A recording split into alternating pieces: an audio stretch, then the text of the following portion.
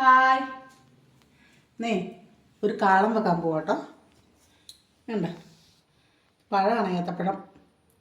ഏത്തപ്പഴം കണ്ടപ്പോൾ കാളം വെച്ചേക്കാന്ന് തോന്നി. ഞാനൊരു 1.5 ഏത്തപ്പഴം എടുത്ത് ഒരു 3-4 പച്ചമുളകും ഇടിച്ച് മഞ്ഞൾപ്പൊടി ഉപ്പും ഇട്ട് നമുക്കൊന്ന് വേവിക്കാൻ വയ്ക്കാം.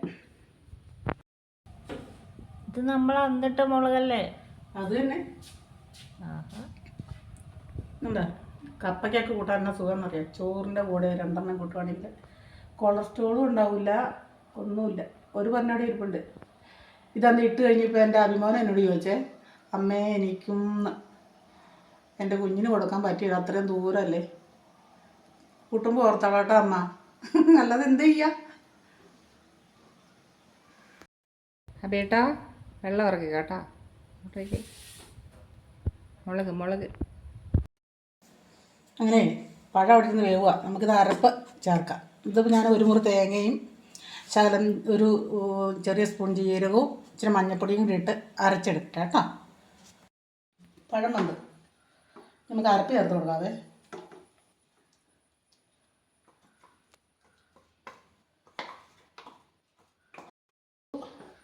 അരപ്പ് ചേർക്കാൻ പോവാട്ടോ.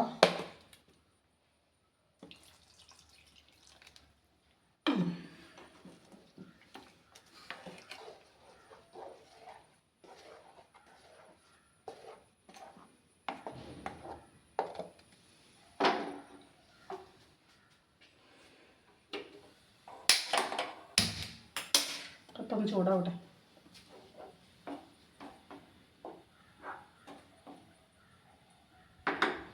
പയ്യെ തിള വരുമ്പോൾ നമുക്ക് തൈര് ഒഴിച്ച് കൊടുക്കാം.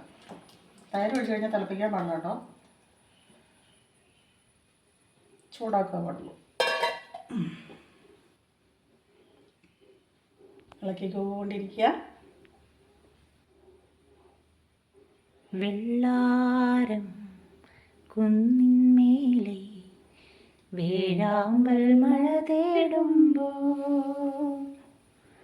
നിന്നോർമതൻ പൊൻപാതയിൽ കണ്ണായിരം കനവായിരം ആരോമലയിൽ.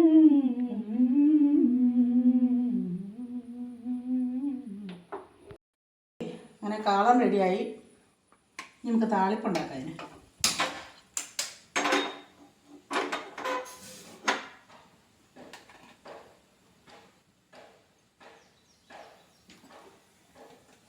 എണ്ണ ഒഴിക്കുക.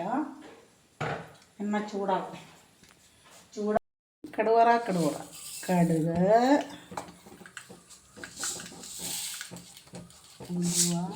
ഉലുവ,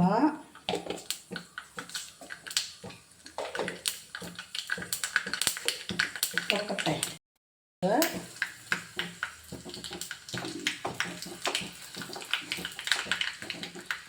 കരിവേപ്പില കൂട്ടത്തിൽ ചെറിയൊരു ടിപ്പോടെ ഉണ്ട്. ഇത് വാങ്ങി അടുപ്പേന്ന് വെച്ചിട്ട് ഇച്ചിരി മുളക് പൊടി അതിങ്ങനെ പയ്യെ ഒന്ന് നോക്കട്ടെ.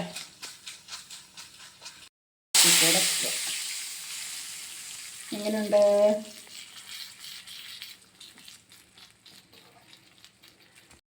നമ്മുടെ കാളൻ റെഡി.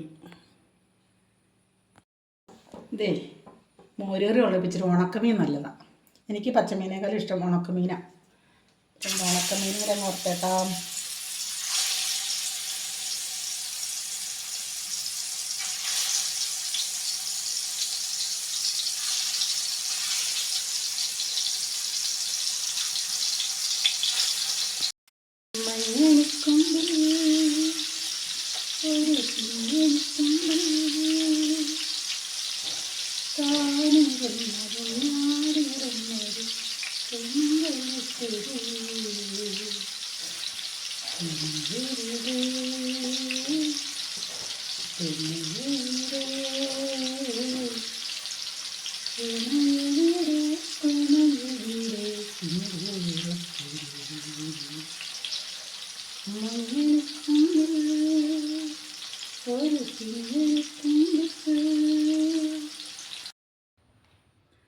ചോറിനാൻ പോവാട്ടോ. ഇച്ചിരി കാളം ഒഴിച്ചു, ചച്ചാറിട്ടു, ഇച്ചിരി മീൻ വറുത്തത് ഈ കൂട്ടത്തിലിട്ടു. ഇച്ചിരി മെഴുക്ക് പുരട്ടിയിട്ടു. ഇച്ചിരി പപ്പടം ഇട്ടു. ഇതാദ്യം എൻ്റെ മക്കൾക്ക്